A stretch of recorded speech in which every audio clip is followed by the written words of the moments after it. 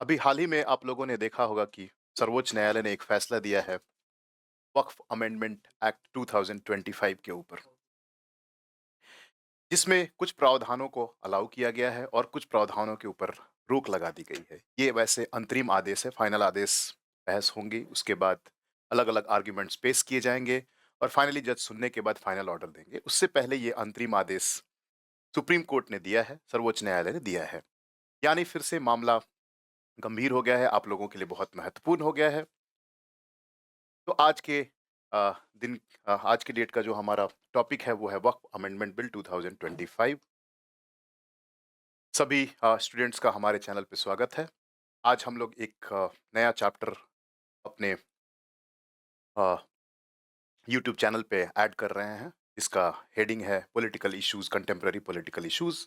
जब आप वीडियोस में जाएंगे जहाँ पे हमने क्लब किया हुआ है, प्लेलिस्ट अगर आप देखेंगे तो प्लेलिस्ट के अंतर्गत आपको मिल जाएगा contemporary issues, contemporary political issues, जिसके ऊपर जिसकी आज पहला वीडियो जिसके ऊपर आज यूट्यूब पे आपको मिलेगा वो है वक्फ। वक्फ एक बहुत महत्वपूर्ण आज के डेट में हो चुका है, क्योंकि इसके ऊपर आप लोगों ने देखा होगा कि लास्ट ईयर से ही पार्लियामेंट में पास कराने के लिए बिल लाया गया, ज्वाइंट पार्लियामेंट्री कमेटी बनाई गई, फिर उसका रिपोर्ट आया। उसके बाद जो पिछला जो बजट सेशन हुआ उसमें इस बिल को लाया गया, लोकसभा राज्यसभा से पारित हुआ और ये फाइनली एक्ट में तब्दील हो गया। अमेंडमेंट एक्ट, संशोधन विधेयक के रूप में 2025 के रूप में नोटिफाई कर दिया गया। अब जो अग्रीव्ड व्यक्ति थे, जो लोग भी मुस्लिम को जिनको लगा कि इसमें कुछ समस्याएं हैं, हमारे माइनॉरिटी राइट्स के खिलाफ हैं, हमारे मौलिक अधिकार के खिलाफ हैं, फंडामेंटल राइट टू रिलीजन के खिलाफ हैं, मेजोरिटेरियन व्यू है, ये बायसनेस है, तो वो लोग सुप्रीम कोर्ट चले गए। और सुप्रीम कोर्ट, आप जानते हैं कि अभी हाल ही में इंटरिम ऑर्डर दिया है। तो अब हम लोग आज आज के डेट में ये समझ लेते हैं कि वक्फ है क्या, वक्फ में समस्याएं क्या थी, वक्फ अमेंडमेंट बिल क्या है। तो पहले आगे बढ़ने से पहले सबसे पहले हम लोग कोशिश करते हैं, जान लेते हैं कि वक्फ होता क्या है, मीनिंग ऑफ वक्फ क्या है। तो इसके मीनिंग को समझते हैं पहले। हर एक धर्म में चैरिटी अलाउड है, डोनेशन अलाउड है for religious purpose.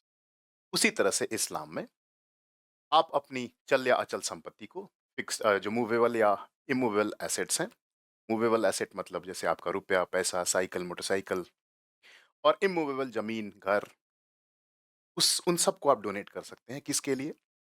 For religious purpose, धर्म के पर्पस के लिए, चैरिटी के लिए, अनाथालय खोलने के लिए, ऑर्फनेज खोलने के लिए, मदरसा खोलने के लिए, इस्लाम के वेलफेयर के लिए, उस एनजीओ की स्थापना के लिए आप अपने प्रॉपर्टी को डोनेट कर सकते हैं। और उस प्रॉपर्टी को कहा जाता है वक्फ।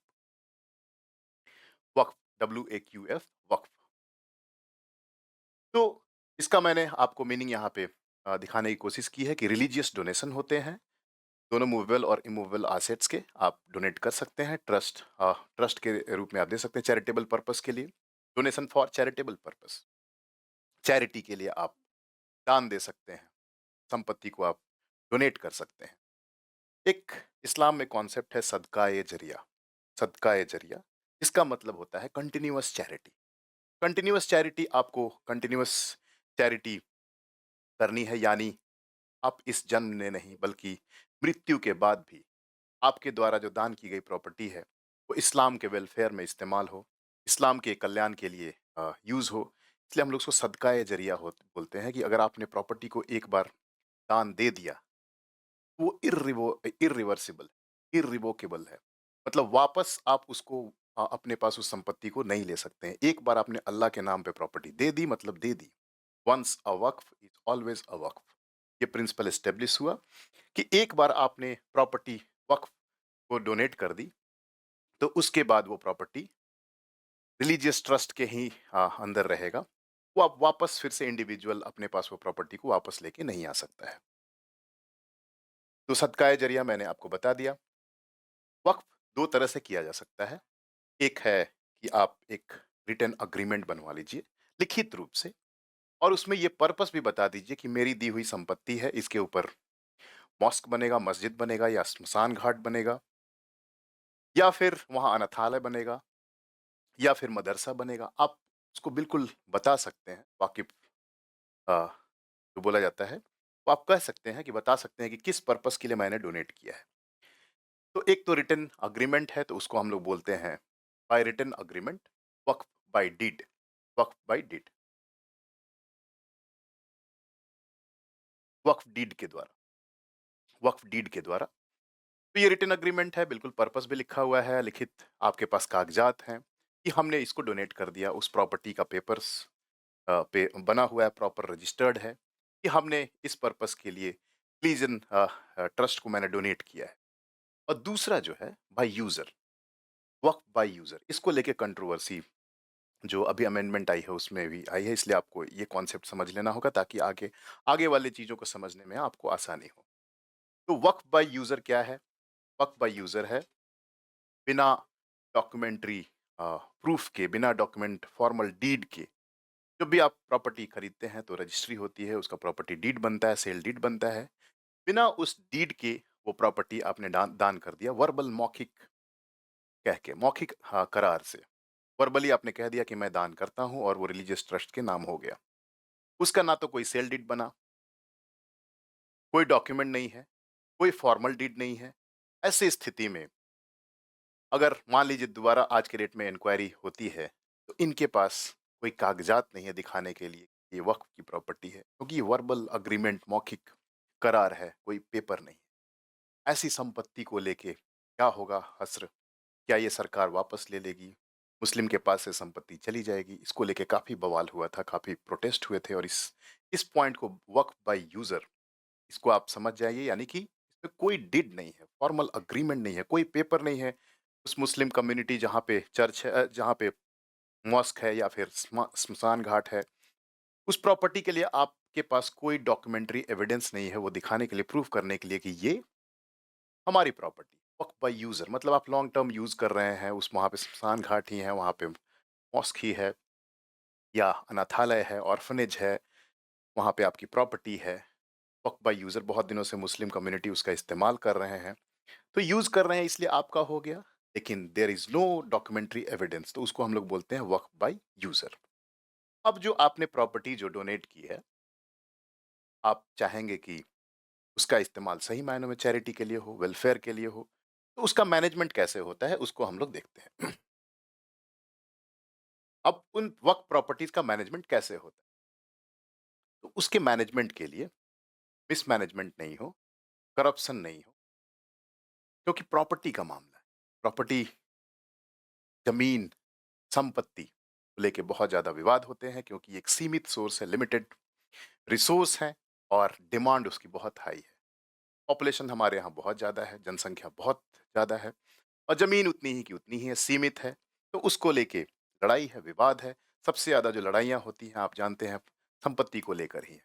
तो स्वाभाविक सी बात है कि जहाँ जब रिसोर्सेज लिमिटेड है, सप्लाई कम है, डिमांड बहुत ज्यादा है, तो प्रॉपर्टी जिसके प्राइस क्रोर्स में हो गए, तो एक लालच, ग्रीड लोगों को घर कर देता है, चाहे वो रीजन में हो या फिर अ, अ, कहीं पे भी करप्शन आ ही जाता है। ह्यूमन टेंडेंसी है उसको चेक करने के लिए कि ये प्रॉपर्टी का मिसयूज नहीं हो, जिस पर्पस के लिए दिया गया था, डोनेट किया गया था, उसी पर्पस के लिए इस्तेमाल हो। तो मैनेजमेंट ऑफ वक्फ प्रॉपर्टीज के लिए पार्लियामेंट ने लॉ से कुछ by by making law regulate करने की कोशिश की है।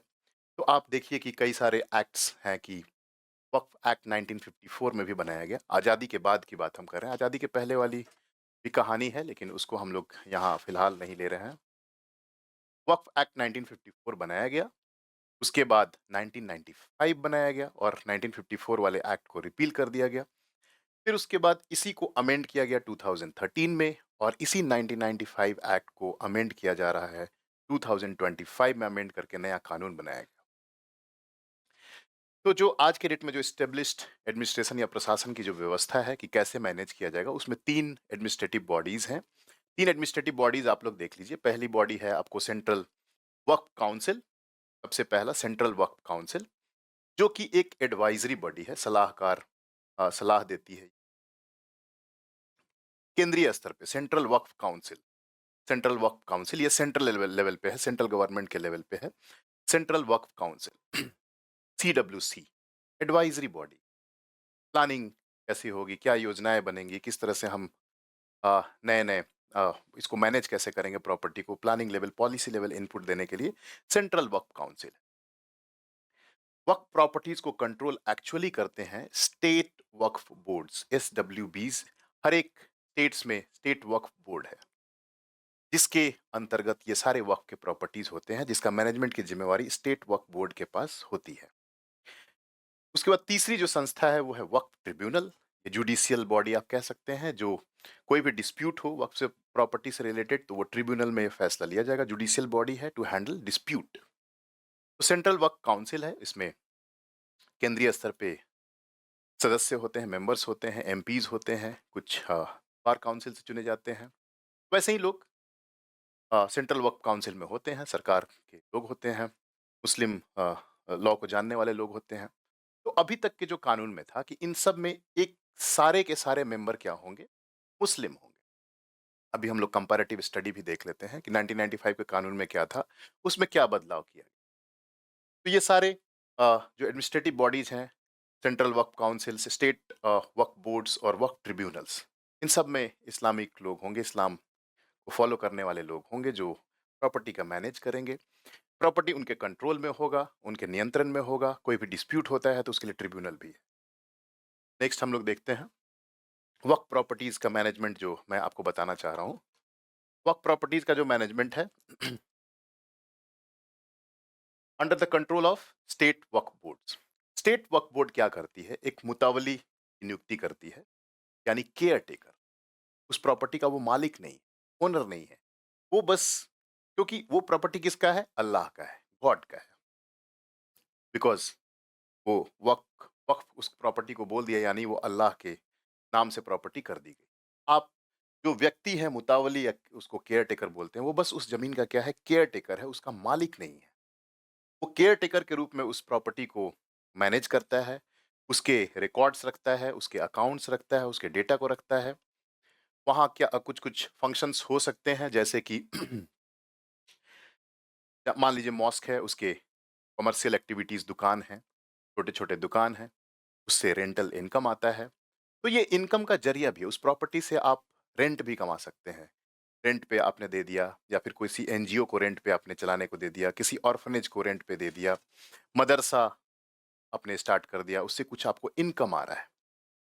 तो वो जो इनकम है उसका क्या इस्तेमाल होगा, ये उसका पूरा अकाउंटिंग करेगा, उसका हिसाब किताब करेगा। तो इनकम फ्रॉम रेंट और लीज उसको वो कलेक्ट करेगा, उसकी रिकॉर्ड कीपिंग करेगा, डेटा उसका रखेगा। उसमें से पहले 7% था, 7% पहले था कि 7% जो उस पूरे इनकम का जो है, स्टेट वक्फ बोर्ड को वो मुतावली जो है ट्रांसफर कर देगा।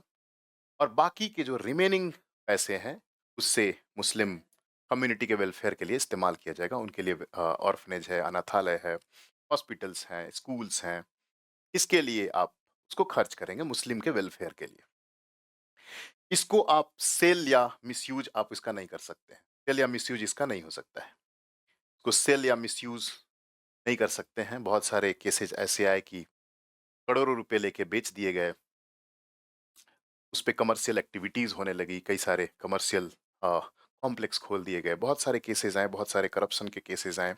इंडिया टुडे का रिपोर्ट भी आया 2016-17 के आसपास, जो कर्नाटका में करोड़ों लाखों करोड़ों के घोटाले की बात करता है।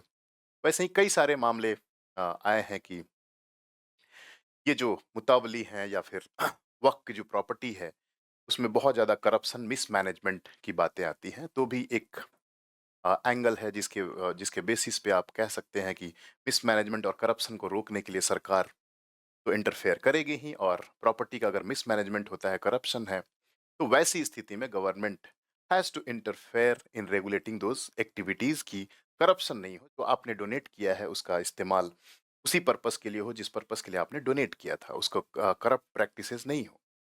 किसी भी आप मंदिर में जाते हैं, अगर आप एक बार थोड़ा-सा सोच के देखिए कि आपने जो डोनेट किया, दान पात्र में जो चढ़ावा चढ़ाया, पता चला कि उस पैसे का इस्तेमाल कोई व्यक्ति अपने पर्सनल यूज़ के लिए करता है, तो आपकी भावना को क्या ठेस पहुँचेगी, कितनी ठेस पहुँचेगी, आप सोच सकते हैं। आपने किस पर्पज़ से डोनेट की? मंदिर का मैनेजमेंट बेटर हो, मंदिर मंदिर का पुनर्निर्माण अगर की ज़रूरत है तो उसमें उसका इस्तेमाल हो, मंदिर के ही वेलफेयर, मंदिर के ही कल्याण, इसी में उसका इस्तेमाल हो, ना कि कोई अपना पर्सनल इस्तेमाल के लिए उस पैसे का इस्तेमाल करे। उसी तरह से अगर आप करप्शन वहाँ पहुँच गया, मिसमैनेजमेंट प्रॉपर्टी का हो रहा है, सेल होना शुरू हो गया जो रोकता है, कहीं से भी सेल अलाउड नहीं, उसको आप मिसयूज़ नहीं कर सकते। जहाँ करप्शन इन्वॉल्व हुआ, government is bound to interfere and regulate even religious properties. अब हम लोग कंपेयर कर लेते हैं कि 1995 में क्या था और 2000 जो 25 में जो चेंजेस लाए गए हैं, वो उसको आप देख लीजिए। 1995 का it allowed work by user, it allowed work by user, work by user allowed था। इसने क्या किया, वर्क बाय यूज़र को अबॉलिश कर दिया। इसके क्या रिपरकशन हुए? बहुत सारे प्रॉपर्टीज़, बहुत सारे मॉस्क, बहुत सारे स्मशान घाट, बहुत सारे मुस्लिम के जो प्रॉपर्टीज़ हैं जिसका पेपर है ही नहीं, डॉक्यूमेंट्री एविडेंस है ही नहीं।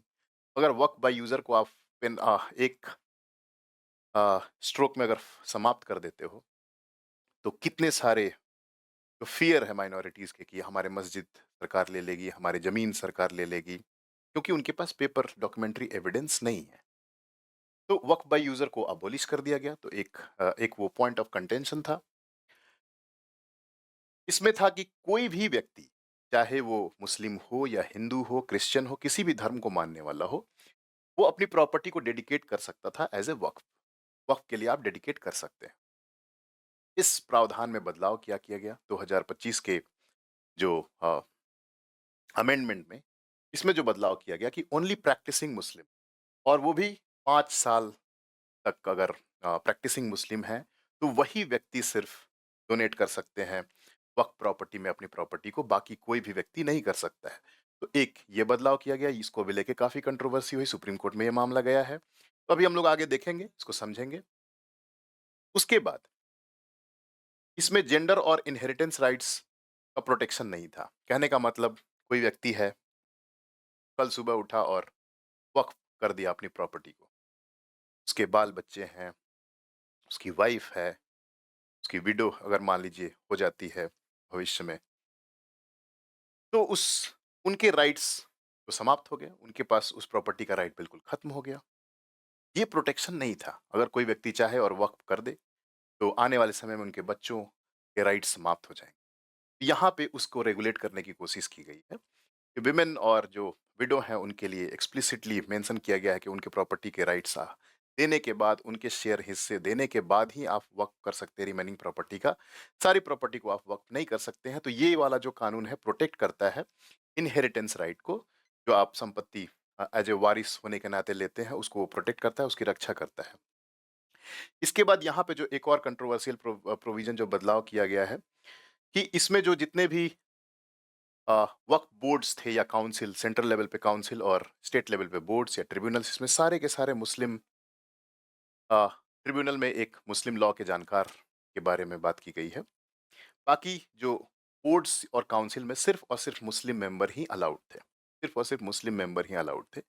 इसमें प्रावधान में बदल के किया गया कि नॉन मुस्लिम को भी मेंबर रखना है, और साथ ही साथ वैसे विमेन यहाँ भी अलाउड थी। इसमें विमेन और जो मुस्लिम में जो बैकवर्ड मुस्लिम्स हैं, अदर कम्युनिटीज़ हैं, बोरा मुस्लिम्स हैं, इन सबको भी आप स्पेस देंगे, इनको भी आप अकोमोडेट करेंगे, डाइवर्सिफ़ाई करेंगे उस बोर्ड को।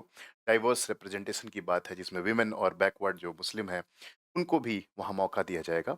और नॉन मुस्लिम मेंबर्स भी आएँगे जो कि प्रोफ़ेशनल होंगे, जो मैनेजमेंट में हेल्प करेंगे, बेहतर मैनेजमेंट में उनकी मदद करेंगे। नॉन मुस्लिम मेंबर्स का बोर्ड और काउंसिल में मेंबर होना।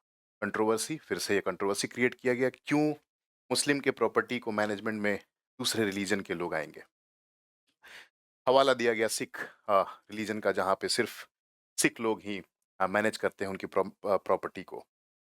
उसी तरह से बाकी रिलीजन, हिंदू में भी कई सारे स्टेट हैं जहाँ पे सिर्फ हिंदुओं को ही अलाउ किया जाता है। कुछ स्टेट जैसे आंध्र प्रदेश एक अपवाद है जहाँ पे दूसरे रिलीजन के लोग भी मैनेजमेंट में शामिल होते हैं।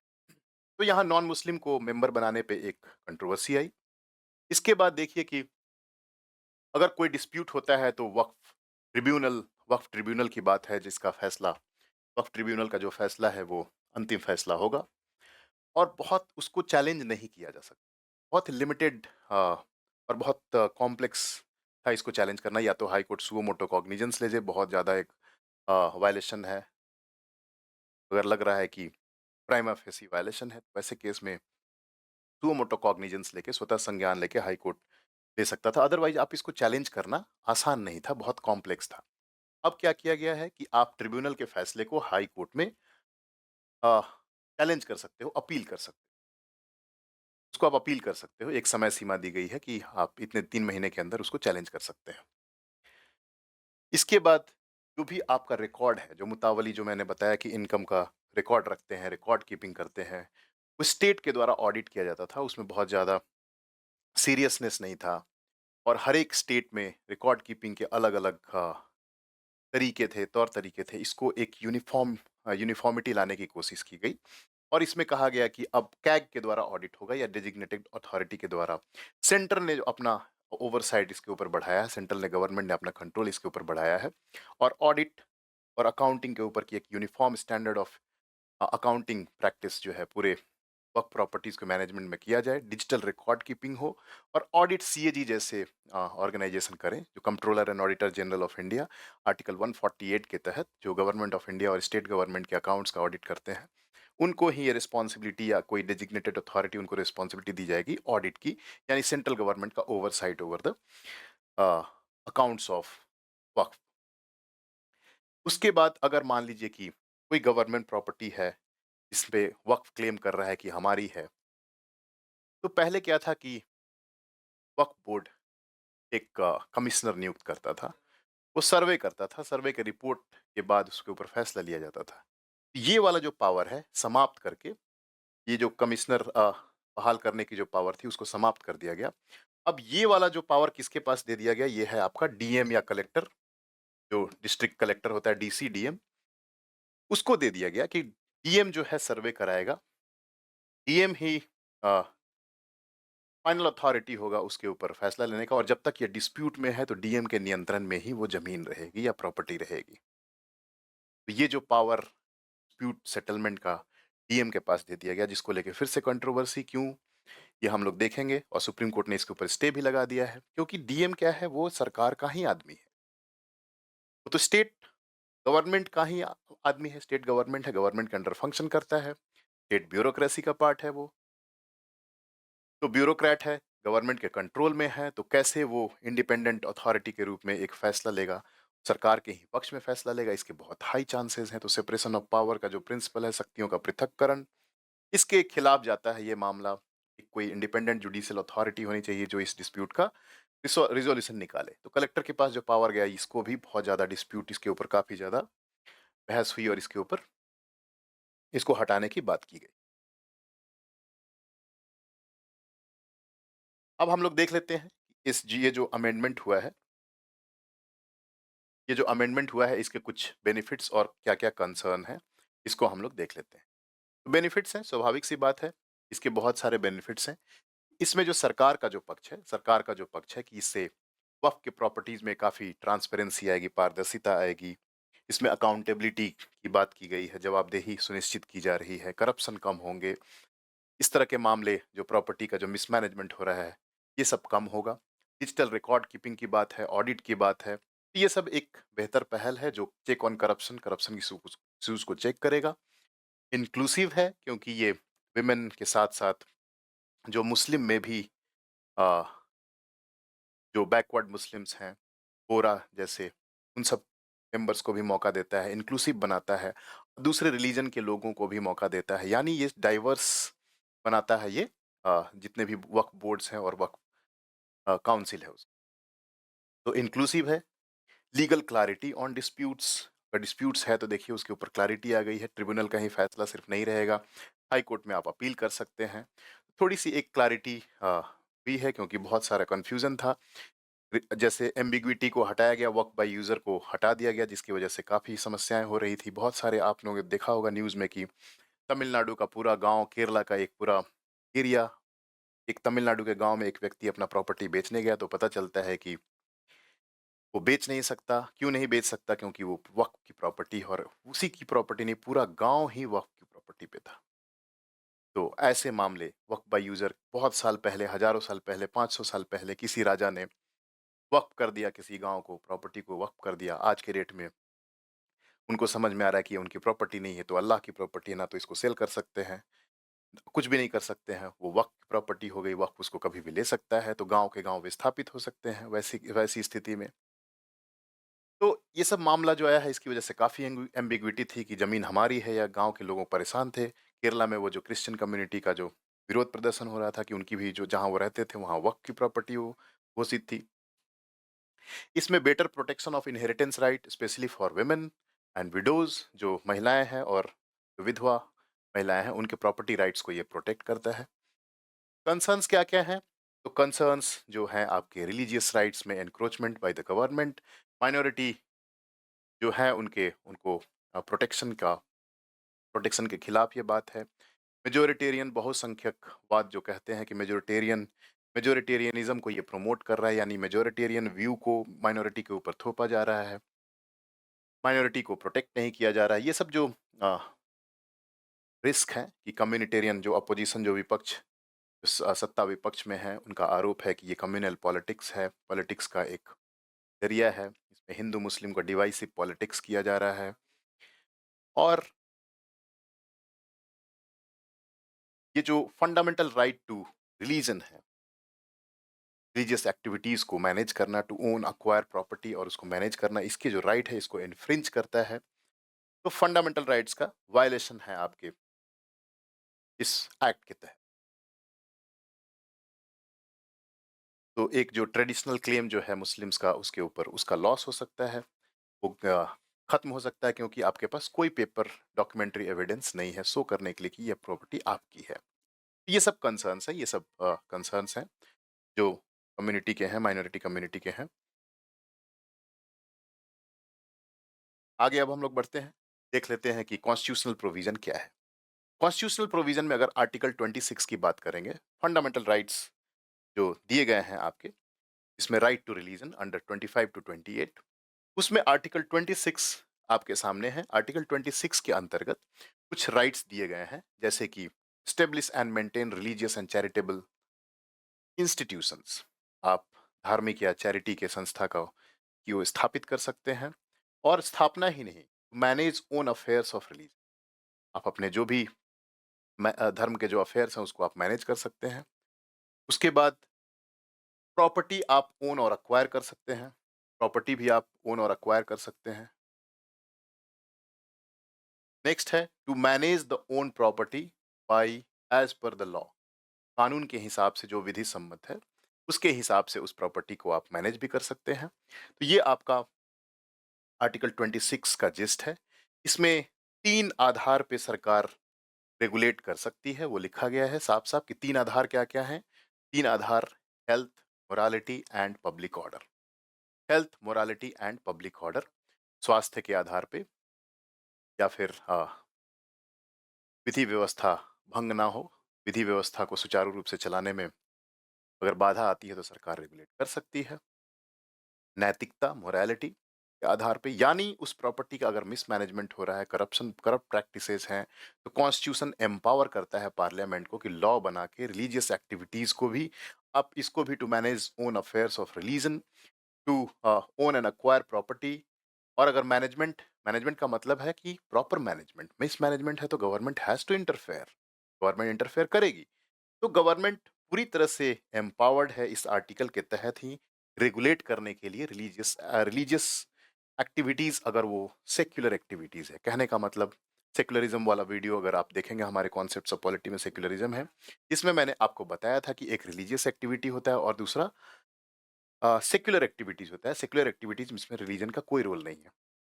तो धर्म के जो ये प्रॉपर्टी को अक्वायर करना, ओन करना, वहाँ पे अनाथालय चलाना, वहाँ पे ऑर्फनेज चलाना, स्कूल चलाना, मदरसा चलाना और भी चैरिटी की एक्टिविटीज करना, this is not core essential religious practice. Essential religious practice में सरकार हस्तक्षेप नहीं करेगी, लेकिन जो सेक्युलर एक्टिविटीज हैं जिसमें रिलीजन का कोई बहुत महत्व नहीं है, उन सब एक्टिविटीज को सरकार रेगुलेट कर सकती है। और उसका आधार क्या होगा? Health, morality, public order. इस आधार पे सरकार रेगुलेट कर सकती है, कानून बना के विनियमित कर सकती है। कॉन्स्टिट्यूशन एम्पावर करता है पार्लियामेंट को। अब सुप्रीम कोर्ट का जो इंटरिम ऑर्डर है उसको देख लेते हैं। सुप्रीम कोर्ट ने पूरे कानून को खारिज नहीं किया है, उसके कुछ प्रावधानों को कहा है कि उसके ऊपर स्टे लगा दिया है और बाकी प्रावधान कहे हैं कि एज इट इज वो ठीक है, उसके ऊपर बहस होगी, फिर बाद में हम लोग फाइनल ऑर्डर देंगे। तो किस आधार पे चैलेंज किया गया? तो दो आधार आपके सामने मैंने लिखा है कि 2025 अमेंडमेंट वायलेट्स आर्टिकल 26 जो रिलीजियस फ्रीडम देता है कि to manage their own property, to manage the own property, खुद से मैनेज करना है। तो इसमें अगर आप दूसरे रिलीजन के लोग आ रहे हैं तो ये interference in their fundamental right है। तो फंडामेंटल राइट का वायलेशन होने पे आप कहाँ जा सकते हैं? सीधा सुप्रीम कोर्ट जा सकते हैं। तो आर्टिकल 26 का वायलेशन का हवाला दिया है उन्होंने। नेक्स्ट जो उन्होंने कहा है कि आर्टिकल 14 का भी वायलेशन हो रहा है। आर्टिकल 14 यानी right to equality, right to equality, इसका भी वायलेशन हो रहा है। कैसे हो रहा है? तो इन्होंने कहा कि वैसे राइट टू इक्वालिटी में दो पार्ट है, equality before law and equal protection of law, विधि के समक्ष समानता और विधियों का समान संरक्षण, दोनों में अंतर है। सेकंड वाले पार्ट के अंतर्गत ये इक्वालिटी को वायलेशन करेगा। इसमें जो कहा गया कि 5 साल तक प्रैक्टिसिंग मुस्लिम होना चाहिए, तभी वो वक्फ कर सकता है। इसके अलावा अगर 5 साल से कम का प्रैक्टिसिंग मुस्लिम है तो वो डोनेट नहीं कर सकता है, वक्फ नहीं कर सकता है। तो ये जो कैटेगराइजेशन है between 5 years of practising Muslim and other Muslim, ये जो कैटेगराइजेशन है तो मुस्लिमों के बीच में भेदभाव कर रहा है, जो इक्वालिटी समानता के खिलाफ है।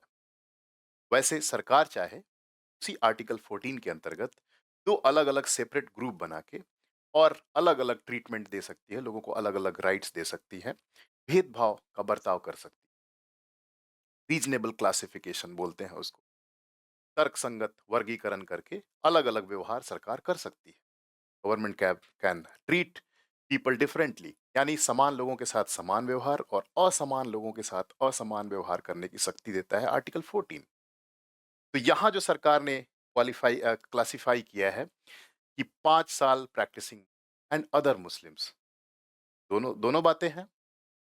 जो 5 साल से कम प्रैक्टिस वाले हैं वो वक्त नहीं कर सकते हैं, तो क्या उनके साथ ये भेदभाव है? तो जो चैलेंज किए हैं पिटिशनर बोल रहे हैं कि ये भेदभाव किया जा रहा है, यहाँ पे इक्वालिटी का वायलेशन किया जा रहा है, तो इसके आधार पे चैलेंज किया गया। तो जो स्टे दिया गया है, जो मुख्य बातें हैं मैं आपको बता रहा हूँ। ये जो 5 year रूल फॉर प्रैक्टिसिंग मुस्लिम, इसके ऊपर स्टे दिया गया है। उसने बोला है कि इसके ऊपर रूल्स रेगुलेशन बनाया जाए। कैसे आप स्टेब्लिश करोगे कि 5 year प्रैक्टिसिंग मुस्लिम है या नहीं है? कैसे आप इसको एंश्योर करोगे? तो इसको फर्दर रूल्स बनाने के लिए बात कही गई है। उसके बाद पावर ऑफ डिस्ट्रिक्ट कलेक्टर को जो शक्तियां दे दी गई थी, इसके ऊपर रोक लगा दी गई। इस शक्ति जो उनको दे दिया गया था, इसके ऊपर वो अब एक्शन नहीं कर सकते हैं, ये वो काम अब नहीं कर सकते हैं, क्योंकि सुप्रीम कोर्ट ने स्टे लगा दिया। क्योंकि ये violation of separation of power कहा गया कि शक्तियों का पृथक्करण है, सरकार का ही आदमी है, सरकारी व्यक्ति ही है, तो सरकार के पक्ष में रहेगा। इसमें हम न्यूट्रल और इम्पार्शियलिटी उनसे उम्मीद नहीं कर सकते हैं। जुडिशियरी का बॉडी होता है तो वो इंडिपेंडेंट होता है, इंडिपेंडेंट एग्जीक्यूटिव एंड जुडिशियरी दोनों के बीच सेपरेशन होना चाहिए। तो ये सेपरेशन जो है उसका वायलेशन हो रहा है, तो इसकी वजह से पावर ऑफ जो डिस्ट्रिक्ट कलेक्टर है उसके ऊपर रोक लगा दी गई। उसके बाद जो बात कही गई थी कि नॉन मुस्लिम्स को आप सेंट्रल वक्फ काउंसिल और स्टेट वक्फ बोर्ड में आप रखेंगे, इसके ऊपर एक सीमा सुप्रीम कोर्ट ने लगा दी है कि आप इसमें जो है सेंट्रल वक्फ काउंसिल जिसमें 22 मेंबर होते हैं, उसमें 4 से ज़्यादा मुस्लिम नहीं रह सकते हैं। उसमें मैक्सिमम मुस्लिम नॉन मुस्लिम मेंबर्स जो 4 से ज़्यादा आप नहीं रखेंगे। नॉन मुस्लिम मेंबर आप अलाउ किए हैं, लेकिन वो अभी तत्काल 4 से ज़्यादा आप नहीं रखेंगे। और स्टेट वक्फ काउंसिल में जो सिर्फ और सिर्फ 11 मेंबर होते हैं, उसमें 3 से ज़्यादा नॉन मुस्लिम्स को आप नहीं रखेंगे। दूसरा, जो चीफ एग्जीक्यूटिव ऑफिसर होता है वक्फ बोर्ड का, मुख्य कार्यकारी पदाधिकारी, वो सामान्यतः मुस्लिम ही हो। और ये जो कानून है वहाँ भी नॉन मुस्लिम को लाने की बात करता है। तो उसके ऊपर सुप्रीम कोर्ट ने कहा कि जहाँ तक संभव हो सके कोशिश ये करनी है कि वहाँ नॉन मुस्लिम मेंबर्स ना हो। जहाँ है ही नहीं, पॉसिबल नहीं है, तो वहाँ पे आप रखेंगे। अदरवाइज कोशिश ये करनी है कि नॉन मुस्लिम सीईओज नहीं बने। और किसको अपहेल्ड किया है, किस चीज को अपहेल्ड किया है, कौन सा चीज अलाउड है? तो abolition of work by user is upheld. जो वर्क बाय यूजर जो है अबोलिश किया था इस अमेंडमेंट ने, उसको अपहेल्ड कर दिया है। उसके ऊपर रोक नहीं लगाई है, कि वो बोला कि वो वैलिड है। तो ये अपने आप में आप कह सकते हैं कि पूरे कानून को अनकॉन्स्टिट्यूशनल या नहीं बताते हुए कुछ प्रोविजन को अपहेल्ड भी किया है। रजिस्ट्रेशन ऑफ वर्क प्रॉपर्टी, इसको बोला है कि नहीं, कराना ही है, मैंडेटरी रूप से कराइए। डिजिटाइजेशन ऑफ रिकॉर्ड होना ही चाहिए। तो कुछ प्रोविज़न को अलाउ किया गया है और कुछ प्रोविज़न पे अंतरिम आदेश देके रोक लगा दी गई है। आगे जब इसके ऊपर फैसला आएगा तो फिर से आप लोग इसका डिटेल जानना बहुत ज़रूरी हो जाएगा, तभी ये वक़्फ़ का जो पूरा इश्यू है आप समझ पाएँगे। तो वक़्फ़ में आज के लिए इतना ही। मैं उम्मीद करता हूँ कि आपको वक़्फ़ से रिलेटेड जो भी मुद्दे हैं उसकी समझ आज बेहतर हुई होगी। हमारे चैनल का उद्देश्य यही है कि जो हमारा भारतीय संविधान है और राजनीतिक मुद्दे हैं उसको बहुत ही आसान तरीके से आपके सामने प्रस्तुत किया जाए ताकि आपकी समझ बेहतर हो। आप एग्ज़ाम में अच्छा परफ़ॉर्म करें, वो समझ अगर बेहतर होगी तो ऑटोमैटिकली वो आपके परफ़ॉर्मेंस में बेहतरी लाएगा। तो इसी के साथ आज की क्लास को समाप्त करते हैं। आपसे पुनः मुलाकात होगी अगली क्लास में। तब तक के लिए बहुत-बहुत धन्यवाद। Thank you. Good night.